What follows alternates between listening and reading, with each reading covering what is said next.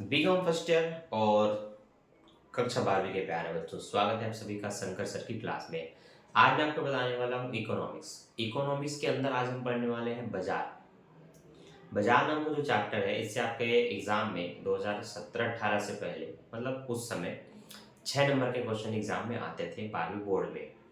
और यही चैप्टर आपके इकोनॉमिक्स में सेकेंड ईयर में भी है। तो यहाँ पर आप लोगों को इकोनॉमिक्स में बाजार और मांग पूर्ति ये सभी चैप्टर एक साथ पढ़ने होते हैं। तो हम डिटेल से अपनी थ्योरी को आज आगे बढ़ाते हैं। यहाँ हम ऐसे ऐसे क्वेश्चन के टॉपिक्स को टच करेंगे जो क्वेश्चन आपके बोर्ड एग्जाम में आता है, कॉलेज लेवल पे आता है और जिसकी थ्योरीज आपको पता होनी चाहिए। इसमें हम अर्थ, विशेषता, परिभाषा, संपूर्ण चीजों को जानेंगे जिनसे आपके कॉलेज में भी क्वेश्चन बनते हैं और बोर्ड एग्जाम के 12वीं बच्चों को भी मिलेगा। ठीक है, तो हम आज इकोनॉमिक्स पढ़ेंगे, जिसमें आज हम पढ़ेंगे बाजार। ठीक है, क्या क्या पॉइंट जानेंगे बाजार के अंदर? जानेंगे बाजार का अर्थ, ठीक है, परिभाषा, प्रकार। ठीक, ये कम से कम ये 3 चीजें हर उस थ्योरीज की पढ़ना चाहिए जिसको आप याद करना चाहते हैं या जिस चैप्टर पे आप पहली बार एंटर किए हैं। कि वो चैप्टर का अर्थ क्या है, परिभाषा क्या है, नाम उसका क्यों ऐसा पड़ा, उसमें कितने प्रकार हैं, कितने टाइप्स हैं। साथ ही साथ आपको देखना होता है कि उसमें अगर हम विशेषताओं के पॉइंट देख रहे हैं तो बिल्कुल विशेषता पढ़ना चाहिए। ठीक है, अगर उसमें लाभ के पॉइंट है तो ये डेफिनेटली देखना चाहिए, लाभ है तो दोष भी होगा। कम से कम ये टॉपिक्स आपको उसके अंदर देखने ही चाहिए, याद करने के उद्देश्य से नहीं, कम से कम उस चैप्टर की पूरी जानकारी को, बेसिक जानकारी को जानने के लिए। ठीक है, तो चलिए सबसे पहले हम आपके इकोनॉमिक्स का जो पुराने वर्जन का बुक है उससे आपको समझाने की कोशिश कर रहे हैं कि बाजार लिखा क्या है। देखिए, जब आप बुक पढ़ते हैं तो आप किस तरह से पढ़ते हैं, आपको समझना कैसे होता है, किन पॉइंट्स को हाईलाइट बनानी होती है, किन को ध्यान देना होता है, सब कुछ बताऊंगा डिटेल से इस वीडियो में और आपको एक्सप्लेन भी करूंगा कि क्या है बाजार। ठीक है, तो देखिए सबसे पहले हम बुक के हिसाब से पढ़ते हैं कि क्या लिखा गया है। बुक में बताया है, सामान्य बोलचाल की भाषा में बाजार शब्द का प्रयोग उस स्थान से लगाया जाता है जहां पर किसी वस्तु को बेचा या खरीदा जाता है, जहां पर क्रेता और विक्रेता दोनों होते हैं। ठीक है, जिनमें कोई स्वतंत्र प्रतियोगिता होती है। यहाँ पर कई ग्राहक होते हैं सामान खरीदने के लिए, कई विक्रेता होता है सामान को बेचने के लिए, एक जैसे मूल्य होती है, ये बाजार होता है ना। पर अर्थशास्त्र में बाजार की एक विशिष्ट परिभाषा बताई गई है ना। बताया गया है, आर्थिक दृष्टि से सामान्यतः बाजार का अर्थ उस संपूर्ण क्षेत्र से लगाया जाता है जिसमें वस्तु के क्रेता विक्रेता कई दूर दूर तक फैले होते हैं और आपस में प्रतिस्पर्धा करते हैं। ठीक है, तो इस पे कुछ परिभाषा भी है जिसमें से कुर्नो ने लिखा है। कुर्नो ने, सुनना ध्यान से, अर्थशास्त्री बाजार शब्द का अर्थ किसी स्थान विशेष से नहीं लेते जहां पर वस्तु खरीदी या बेची जाती है, बल्कि बाजार का अर्थ उस समस्त क्षेत्र से लेते हैं जिसमें क्रेता विक्रेता के बीच इस प्रकार स्वतंत्र संपर्क होता है कि किसी वस्तु की कीमत की प्रवृत्ति सरलता और शीघ्रता से संपन्न होने पाई जाती है। इस तरह से इन्होंने बताई है। और प्रोफेसर शिवजिक की शब्दों में लिखा है कि बाजार व्यक्तियों के समूह या समुदाय को कहते हैं जिसके बीच इस प्रकार के पारस्परिक वाणिज्यिक संबंध हो कि प्रत्येक व्यक्ति को सुगमता से इस बात का पूर्ण ज्ञान हो जाए कि दूसरे व्यक्ति समय समय पर कुछ वस्तुओं या सेवाओं का विनिमय किन मूल्यों पर करते हैं। तो बाजार के डेफिनेशन में, प्रस्तावना में, अर्थ में आपको ये जानना होता है कि अगर सामान्य बोलचाल की भाषा में किसी से पूछे कि बाजार क्या होता है, तो बाजार वो किसी जगह को बताएंगे। जैसे कि हम बिलासपुर में हैं तो कोई बृहस्पति बाजार बोलेगा, है ना, कोई शनिचरी बाजार बोलेगा, तो वो किसी जगह के बारे में बात करते हैं जहाँ पर ज़्यादातर क्या हो रही है, तो सब्जियां बिक रही हैं, ऐसा कहेंगे। पर बाजार का क्षेत्र बस एक ही चीज़ों पर डिपेंड नहीं होता। अर्थशास्त्र में बाजार का एक विशेष अर्थ में प्रयोग लिया जाता है। यहाँ पर उस संपूर्ण क्षेत्र को लिया जाता है जिनसे हमारा विनिमय चलता है, क्रय विक्रय चलता है, क्रेता विक्रेता होते हैं, उसमें एक जैसी वस्तु का विक्रय होता है, समान मूल्य होते हैं इत्यादि, बड़े क्षेत्र को लिया जाता है। कुछ परिभाषा भी हमने देखा। अब देखिए, स्पष्ट रूप से उसकी परिभाषा आपको याद हो जाए जरूरी नहीं है, पर फिर भी डिट्टो पढ़ना होता है क्योंकि वो उनके शब्दों में है तो उनको डिटेल से वही लिखना होता है जो उन्होंने बताया है, फेरबदल इस पे नहीं कर सकते। अर्थ को आप ऊपर नीचे कर सकते हो, पर स्पष्ट जब किसी की परिभाषा पढ़ते हैं ना तो वो उतना ही लिखने चाहिए जितना जरूरी है उनके शब्दों के अनुसार। ठीक, आगे विशेषताओं का पॉइंट है, तो बाजार की विशेषताओं का पॉइंट है, तो विशेषता में क्या क्या है सुनना ध्यान से। विशेषताओं में सबसे पहला पॉइंट है क्षेत्र, फिर है वस्तु, क्षेत्र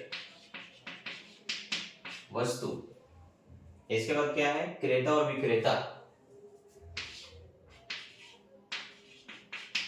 क्रेता व विक्रेता, और फिर होगा स्वतंत्र प्रतियोगिता और एक मूल्य, स्वतंत्र प्रतियोगिता एक समान मूल्य। ठीक, ये 5 चीजें होती हैं आपके बाजार की विशेषताओं में। अब क्षेत्र, तो बाजार के लिए क्षेत्र का होना जरूरी है, एक क्षेत्र विशेष का, एक जगह का, स्थान का होना जरूरी होता है, जहां पर कुछ क्रेता कुछ विक्रेता इकट्ठा होते हैं। विक्रेता अपने सामान बेचते हैं, क्रेता वहां स्वतंत्र रूप से सामान को लेने जाते हैं, बाजार की जानकारी वहां से प्राप्त करते हैं। तो बाजार में एक क्षेत्र का होना बहुत आवश्यक है।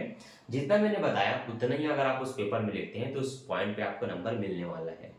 ठीक है, दूसरा वस्तु, यहाँ पर अगर हम अर्थशास्त्र के हिसाब से बाजार पढ़ रहे हैं तो यहाँ पर एक ऐसे बाजार की बात की जाती है जहां पर क्रेता विक्रेता दोनों को बाजार का पूर्ण ज्ञान होना चाहिए और एक जैसी वस्तु का विक्रय होना चाहिए, अलग अलग नहीं, क्योंकि यहाँ पर कंपटीशन को ध्यान में रखा जाता है, एक समान मूल्य को ध्यान में रखा जाता है। तो उसके लिए वस्तु में समानता बहुत जरूरी है। वस्तु के अगर अलग अलग टाइप्स है वहां पर तो वो बाजार नहीं कहलाएगा। ठीक है, तो हम यहाँ पर किस टाइप की बात कर रहे हैं, जैसे कि आप सब्जी मंडी लेते हैं, उस क्षेत्र के अंदर अगर केवल सब्जियां ही बिकेंगी तो वह मार्केट कहलाता है। तो वहां पर कंपटीशन होता है, वहां पर स्वतंत्र प्रतियोगिता होती है। मैं बोल रहा हूँ टमाटर को 20 रुपए किलो, अगला भी 20 रुपए बोल रहा है, उनमें से कोई लाइन से 4 ऐसे व्यक्ति होंगे जो 20 ना बेच करके 40 में बेच रहे होंगे या 30 में बेच रहे होंगे। तो इसका भी एक खास रीजन रहता है। जिनके सले गड़े कच्चे पक्के सब टमाटर को उनको बेचना हो वो 20 रुपए के हिसाब से बेच रहे हैं, पर जो लोग छांट करके आपको ऑप्शन दे रहे हैं लेने का, आप अपने मन से अच्छे को छांट करके लीजिए, तो हो सकता है वो उनसे 10-20 रुपए ज्यादा में दे। तो ऐसे 2-3 लोग क्या 10 लोग होंगे जो छांट करके बेच रहे होंगे, कुछ लोग मिक्स लोग बिना छांटे 20 रुपए किलो। तो जिनको कम पैसे में ज्यादा सामान खरीदनी है वो ग्राहक उनके पास जाएंगे, इनका भी विक्रय होता है और उनका भी विक्रय होता है जिनको छांट के लेना होता है। तो ये बाजार वह बाजार कहलाता है जो अर्थशास्त्र में आपको पढ़ना है, पर उसको बाजार नहीं कहेंगे जहां पर कोई कंपटीशन ही नहीं है। जैसे कि मेले जैसी स्थिति होती है, एक जगह बड़ा सा ग्राउंड दे दिया गया, कोई सब्जी बेच रहे हैं, कोई कपड़े बेच रहे हैं, कोई फल बेच रहे हैं, कोई कुछ बेच रहे हैं, कुछ बेच रहे हैं, मतलब सेम दुकानें नहीं है वहां पर। एक सब्जी का दुकान है तो एक कपड़े का दुकान है तो एक कुछ और का दुकान है, फिर वहां पर क्या कंपटीशन होगा, वहां पर कंपटीशन ही नहीं हो सकता। तो जहां कंपटीशन नहीं होता उस क्षेत्र को बाजार में शामिल नहीं किया जाता। तो इसमें आपको बताना है कि अर्थशास्त्र में एक जैसी वस्तुओं का होना बहुत जरूरी है। अर्थशास्त्र में मतलब बाजार में, है ना, उस बाजार में जो यहाँ पर हमें समझना है उसमें एक जैसी वस्तुओं का होना बहुत जरूरी है। तीसरा पॉइंट है क्रेता और विक्रेता। तो जिस बाजार की बात इस अर्थशास्त्र में की जा रही है उस बाजार में किसी वस्तु को बेचने के बहुत सारे विक्रेता और बहुत सारे क्रेता होना चाहिए, खरीदने बेचने दोनों के लिए। ठीक है, तो बहुत सारे क्रेता विक्रेता का होना जरूरी है। अगला पॉइंट है आपका चौथा, स्वतंत्र प्रतियोगिता। इन क्रेता और विक्रेता के बीच में स्वतंत्र प्रतियोगिता होनी चाहिए, है ना। अगर विक्रेताओं के बीच में कोई प्रतियोगिता नहीं है तो फिर मूल्य कुछ भी हो सकता है, लेकिन जब कंपटीशन रहेगा ना तो एक जैसी मूल्य आपको उस मार्केट में दिखाई देगा। जैसे अगर आप बिलासपुर के निवासी हैं तो आपको खोवा मंडी पता होगा, उस खोवा मंडी में एक मूल्य पर सभी लोग खोवा बेचते हैं, कोई 20 रुपए कम में आपको नहीं देगा या कोई 20 रुपए ज्यादा में नहीं देगा, एक जैसी मूल्य चलती है। उसके बाद होता है आपका एक समान मूल्य। तो स्वतंत्र प्रतियोगिता के बाद उनका मूल्य होता है कि उनमें मूल्यों में काफी समानता होती है, जो मैंने आपको भी समझाया था। ठीक है, प्रतियोगिता होती है, मूल्य समान होते हैं, एक जैसी वस्तु का क्रय विक्रय होता है, क्रेता विक्रेता की संख्या बहुत अधिक होती है और एक क्षेत्र होता है। ये इसके 5 विशेषता है। इनको एक बार आप पढ़ेंगे तो आपको बेहतरीन उसमें शब्द मिलेंगे, बाकी जो मैंने आपको एक्सप्लेन किया वो याद करके आप और अच्छे से लिख सकते हैं। अगला पॉइंट है इसका क्षेत्र। या वर्गीकरण, जो मैंने आपको प्रकार बोला था। तो देखो बाजार को ना कुछ कैटेगरी में बांटा गया है, उन कैटेगरी को हम समझते हैं। क्या क्या कैटेगरी में बांटा गया है? सबसे पहले बाजार को 3 भागों में बांटा है, क्षेत्र के आधार पर, समय के आधार पर, प्रतियोगिता के आधार पर। क्षेत्र के आधार पर, समय के आधार पर और प्रतियोगिता के आधार पर। तो फिर ये नहीं है, ठीक है, प्रतियोगिता के आधार पर, ठीक है। अब देखो क्षेत्र के आधार पर कुछ टॉपिक है आपको इसके अंदर, आपको जो पढ़ने पड़ते हैं। तो क्षेत्र के आधार पर आपको पढ़ना है स्थानीय बाजार,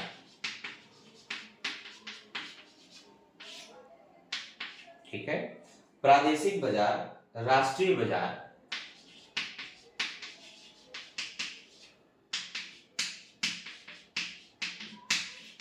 और एक होता है अंतरराष्ट्रीय बाजार। अंतरराष्ट्रीय बाजार।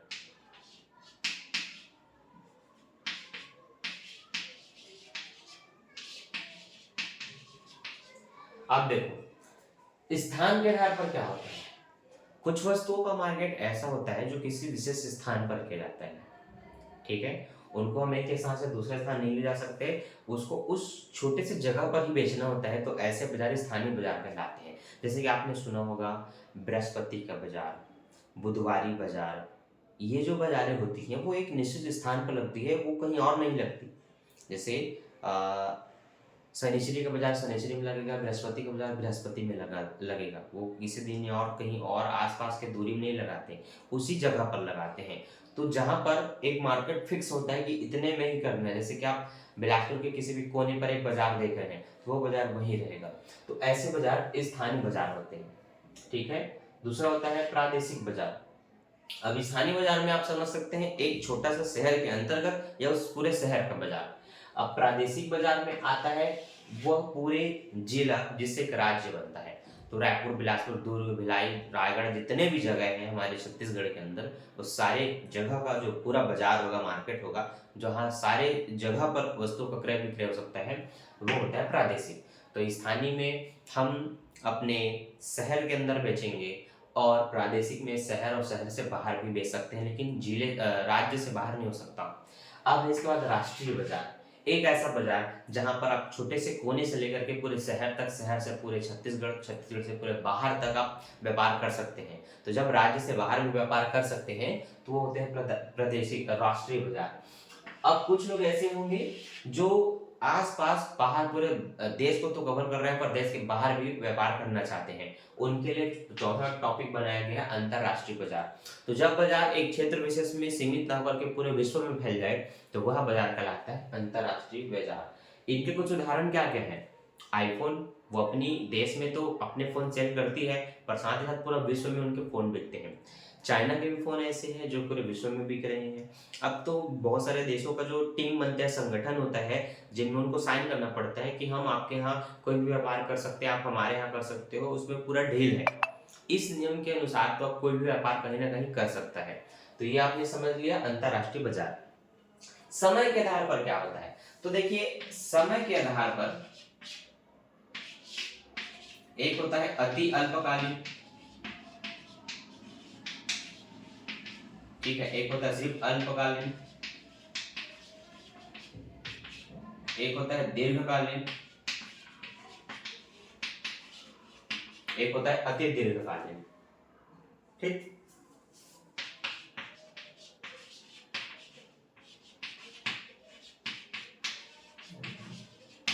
ठीक है, अब देखो अति अल्पकालीन उन वस्तुओं की मार्केट को कहते हैं जिन पर ज्यादा दिन तक संरक्षण नहीं किया जा सकता। ज्यादा दिन क्या, ठीक से एक दिन नहीं चलते, 1 से 2 दिन ही चलते हैं। ऐसे वस्तुओं का बाजार अति अल्पकालीन बाजार कहलाता है। जैसे आज अगर गाय से दूध निकाल लिया गया है और अगर आपके पास कोई केमिकल या साइंटिफिक रूप से उसका संरक्षण करने की व्यवस्था नहीं है, तो आप उन वस्तुओं को, उन चीजों को, जो खाने के पदार्थ हैं, वो पेय पदार्थ हो सकते हैं, वो ठोस पदार्थ हो सकते हैं, उनको 1 दिन से ज्यादा दिन तक हम नहीं रख सकते।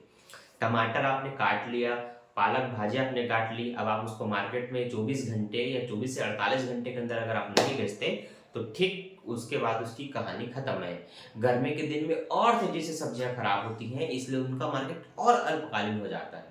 ठीक है, तो ठंड में तो कुछ चीजें थोड़ी सी चल सकती है, लेकिन गर्मी के दिन में आग और कम से कम समय में वो खराब हो जाते हैं।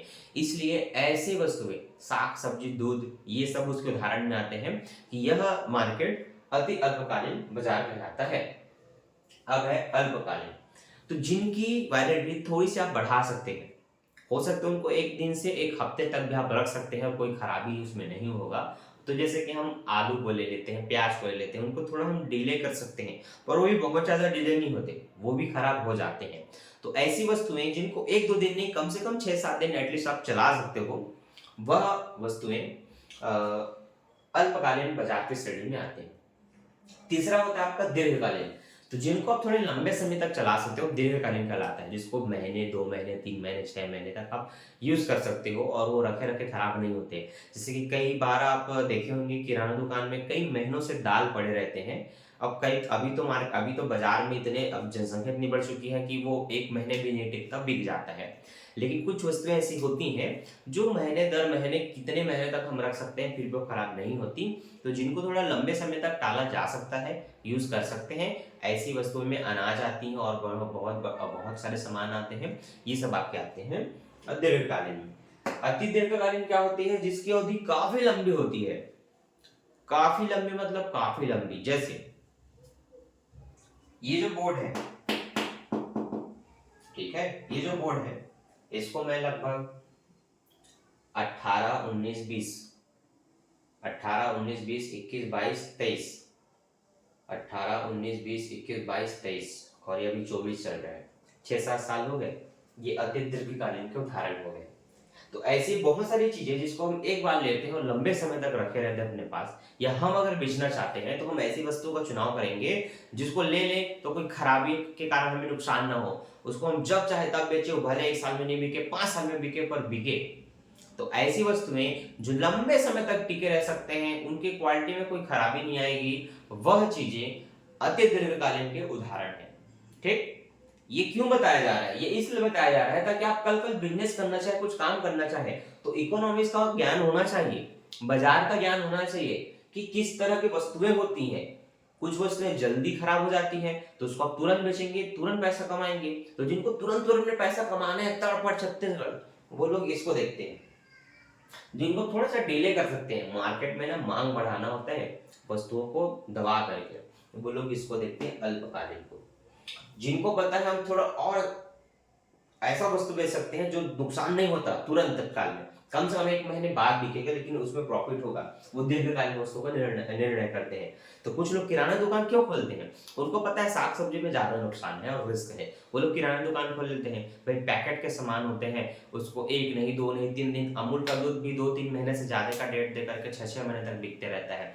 तो ऐसी चीजें दीर्घकालीन के उदाहरण है, जो उससे भी बड़े हो जाए वो सब अति दीर्घकालीन के उदाहरण है। तो ये आपने पढ़ा पूरे बाजार के प्रकार। ठीक, और इसमें क्या क्या है वो देखता हूँ। ठीक, इसमें लाभ दोष तो नहीं है। अब इसके अंतर्गत इनके छोटे छोटे टॉपिक्स को पूछा गया है कि अल्पकालीन बाजार, नहीं पूर्ण प्रतियोगिता के बाजार, अपूर्ण प्रतियोगिता के बाजार के वर्तमान में किस तरह के हैं। तो देखिए, पूर्ण प्रतियोगिता बाजार में ये बताया जाता है कि एक क्षेत्र विशेष के अंतर्गत एक जैसी वस्तु बिकेंगी, एक समान मूल्य रहेगा, बहुत सारे ग्राहक आएंगे, क्रेताओं को बाजार का ज्ञान रहेगा और स्वतंत्र प्रतियोगिता होगा। अब अपूर्ण प्रतियोगिता में बताया जाता है कि वहां पर एक विशेष स्थान में एक जैसी वस्तु नहीं, भिन्न प्रकार की वस्तु होंगी, क्रेता विक्रेता दोनों को मार्केट का ज्ञान नहीं होगा, कोई प्रतियोगिता नहीं होगा। अब इन दोनों को बताने के बाद मैं आपसे पूछ रहा हूँ कि बताओ वर्तमान में आप दोनों में से किसको देखते हो, आप पूर्ण प्रतियोगिता देखते हो या अपूर्ण प्रतियोगिता देखते हो। तो इस पर थोड़ा विचार करना। ठीक, इस पर विचार करना और बताना कि क्या स्थिति है। अब फाइनल कंक्लूजन में मैं पहुंचू तो मैं बताऊंगा कि वर्तमान में अपूर्ण प्रतियोगिता वास्तविक है, पूर्ण प्रतियोगिता काल्पनिक है। हम किसी भी मार्केट में जाते हैं तो वहां एक जैसी नहीं, विभिन्न प्रकार की वस्तुएं बिकती हैं और उनके बीच में कोई कंपटीशन ही नहीं होता। खोआ मंडी एक बेस्ट उदाहरण है पूर्ण प्रतियोगिता के, पर वो हर जगह नहीं होती। आप एक विशेष क्षेत्र के अंतर्गत जाते हैं कुछ खरीदने, तो उसी क्षेत्र में आपको कपड़े भी मिल जाएगी, आपको इलेक्ट्रॉनिक सामान भी मिल जाएगी, आपको साग सब्जी भी मिल जाएगी, आपको खाने के पदार्थ भी मिल जाएंगे, हर चीजें उस जगह पे मिल जाती हैं। तो उनके बीच में कोई कंपटीशन नहीं होता। कंपटीशन किनके बीच में होता है? जब उस क्षेत्र के अंतर्गत केवल वही वही चीजें बिक रही हैं, तो उनके अंदर एक बेहतरीन कंपटीशन रहता है, ग्राहक को भी पूरी जानकारी रहती है वस्तुओं का। ठीक, तो ये हुआ उस पूरे चैप्टर का सार जो बाजार में आपको पढ़ना था। एक बार फिर से आपसे रिक्वेस्ट रहेगी कि बाजार के अर्थ, परिभाषा, प्रकार, विशेषता को खुद से पढ़िए, डिटेल से पढ़िए और फिर लिख करके देखिए, ऑडियो को सुनिए फिर लिख करके देखिए। जितना लिख सकते हैं उसमें जितना आप अटकेंगे उनको फिर अगली बार में आप सुधारेंगे। ऐसा करते करते जिस 1 से 2 बार की प्रैक्टिस में आप पूरा लिख लेते हैं तो आप अपने एग्जाम के लिए प्रॉपर प्रिपेयर है, फिर वो चाहे बोर्ड का एग्जाम हो चाहे फाइनल एग्जाम हो कॉलेज का। ठीक है, तो मिलता हूं नेक्स्ट वीडियो में। इसी तरह से किस थ्योरीज पर आपको ऑडियो लेक्चर चाहिए या ऐसा वीडियो चाहिए आप मुझे कमेंट करके बता सकते हैं। बाकी वीडियो अच्छा लगे तो लाइक कर देना, दोस्तों के साथ शेयर कर देना, और बोर्ड एग्जाम में कैसे टॉप करना है ये जानना है तो कमेंट कर देना, वीडियो मिल जाएगा। Bye bye.